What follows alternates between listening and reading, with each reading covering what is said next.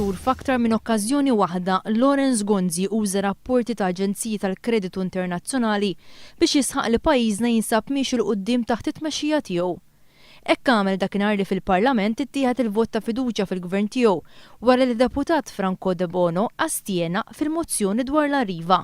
Imma r-riżultati tagħna ġew iċċertifikati mill-Kummissjoni Ewropea, mill-Eurostat u mill-Credit Rating Agencies. Bl-istess mod il-Prim Ministru reġa' nfasizza l-importanza ta' ċertifikati ta' kreditu mogħtija lil pajjiżna mill-Aġenziji Internazzjonali dakinhar li kienet jagħti l-kontrarisposta tiegħu brabta mal-budget għal din is-sena. Għandna kredtu għoli fis-suq internazzjonali, Mr. Speaker.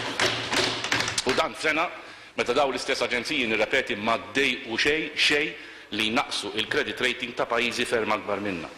Iżda meta fil-jiem li għaddew l-Aġenzija Moody's għattini darba rġat naqset ir-rating ta' pajjiżna bil-konsegwenza li Malta sa tinsab fl-istess pożizzjoni tal-Italja, pajjiż f'riċessjoni u bi kriżi ekonomika kbira, il-Gvern mhux qed jaċċetta din ir-reviżjoni l-isfel.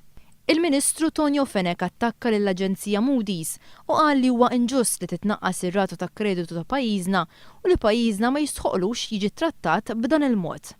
Fil-mument pajjiżi li huma qar minn Malta f'dik li rata ta' kreditu jew jinsabu uffiċjalment f'riċessjoni ekonomika jew għandhom problemi finanzjarji kbar ħafna, tant li kellhom jisselfu biljuni kbar ta' euro bħal Portugal, l-Irlanda u